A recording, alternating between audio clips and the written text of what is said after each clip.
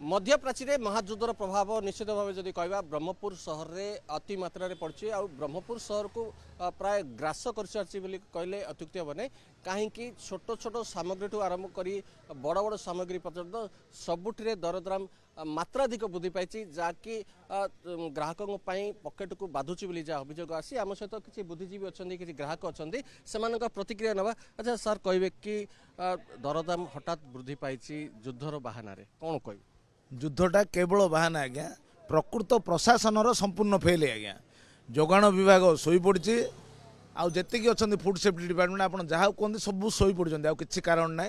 कारण ये जो जाई बढ़ी जाऊँगी तेल बढ़ी जाऊँगी गैस दर गैस ब्लैक हो पार्टी जदि एत जिनस जदि सब सत एत जदि सब जिनस बढ़ी जाऊँगी किसी कारण ना सरकार डिंडियम पिटुंट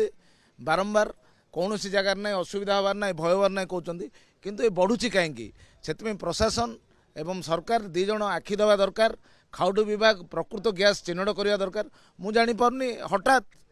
जो ऑनलाइन मुझे बुकिंग करूँ नौनी आज्ञा कारण यहाँ किए कर डिलर करुँचे खाउटी विभाग जानतर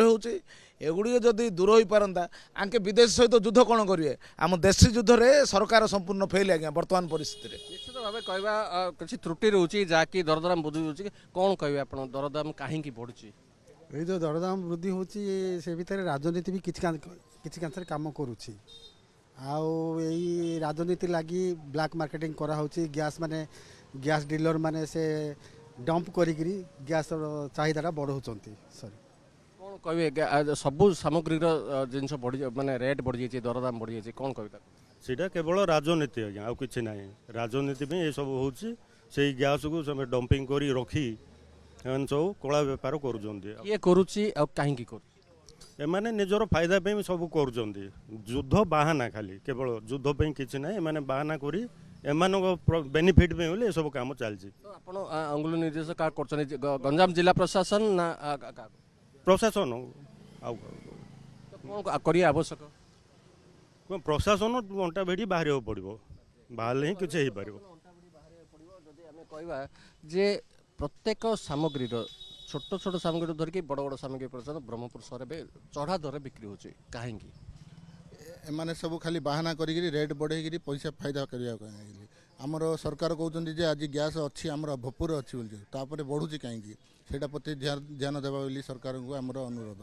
आपर हाकार लोक मैंने बचे कि जना पड़ना कौन कह मार्केट में कौटा बढ़ी आज्ञा कौन कौन कौन बढ़ुन आप दिने दी दिन ये कौन आज्ञा चा 2 टंका बढ़ी जाइए इडली पुरी 2 टंका लाख प्राय छोट छोटिया दुकान कमर्शियल सियाड़े जदि गणमाध्यम देखला ये जहाँ थी लोक अभाव नाला हठात कौन ड्रामा कर भगवान को जना जहाँ पाक गले गैस ना होटेल बंद है जो बाहर आसी पिला पाठ पढ़ुंट जो मैंने बाहर आसी एठी जीविका निर्वाह कर जो मैंने होटेल उपर डिपेंडेंट से लोक करेंगे कौन बर्तमान सबुठ बड़ प्रश्न बोले बिना युद्ध मध्यप्राच्यर युद्ध भारतर योगदान नाई भेरेज बिना कारण रे सर्वसाधारण हैरान होबाटा या सरकार प्रति निश्चय अजाणतार आंगुठी देखा बाध्य हम कारण आम सरकार को सम्मान दौचु एबे भी एथर लोकल सांसद विधायक को अनुरोध आपण मैंने टिके ध्यान दिंतु ए खाउटी विभाग को आप कहतु एवं ब्लैक कौटी हो जिनस केमी जाऊँगी गोटे तदारख करूँ गोटे स्पेशल टीम करूँ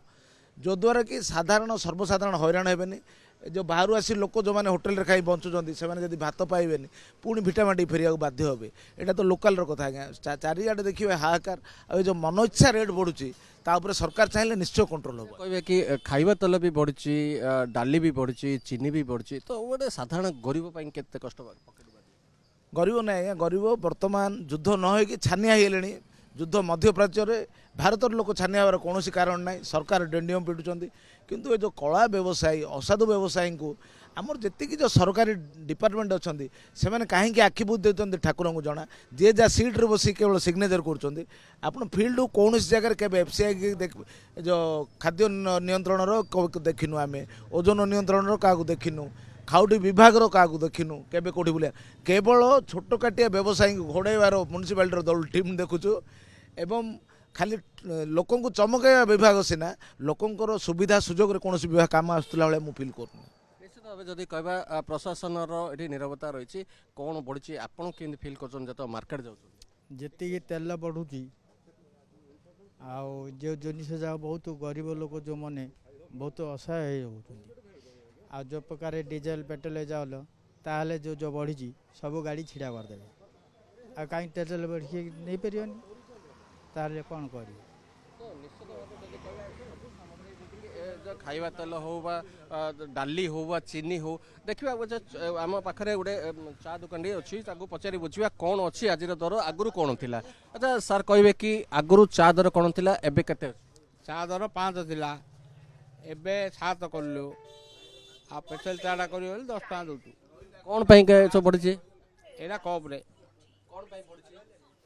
ଗ୍ୟାସ୍, ଚିନି, ଚା ଗୁଣ୍ଡ ସବୁ ଯାକ ରେଟ୍ ବଢ଼ିଛି। ବଜାର ଦରଦାମ, ଖାଉଟିର ସବୁ ଜିନିଷ ବଢ଼ିଛି। ତେଲ ଫେଲ ଏଗୁଡ଼ା ସବୁ ବଢ଼ିବା ଯୋଗୁଁ ଆମେ ଘରକୁ ଚଳିବା ପାଇଁ କିଣି ନେବୁ, ସେଥିପାଇଁ ବୋଲି ଆମେ ମଧ୍ୟ ବଢ଼େଇବାକୁ ବାଧ୍ୟ ହେଲୁ। ଗ୍ୟାସ୍ର ରେଟ୍ କେତେ ଥିଲା, ଏବେ କେତେ ପଡ଼ୁଛି? ଗ୍ୟାସ୍ ରେଟ୍ 940 ନା 60 କ'ଣ ଥିଲା, ମୋର ଲୟ ରହୁନି, ମନେ ରହୁନି।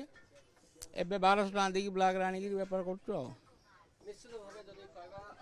ଗ୍ୟାସ୍ର କଳା ବଜାର ହେଉଛି, ବିଭିନ୍ନ ସାମଗ୍ରୀର କଳା ବଜାର ହେଉଛି, ତା ସହିତ ଯଦି କହିବା ଯେତିକି ଅତ୍ୟାବଶ୍ୟକ ସାମଗ୍ରୀ ତା ସହିତ ବି କଳା ବଜାର ହେଉଛି। ଆଉ ପ୍ରଶାସନ ଜାଣିଶୁଣି ଚୁପଚାପ ରହୁଥିବା ନେଇ ଅଭିଯୋଗ କରିଛନ୍ତି ବ୍ରହ୍ମପୁରର ସହରବାସୀ, ବ୍ରହ୍ମପୁରର ବୁଦ୍ଧିଜୀବୀ।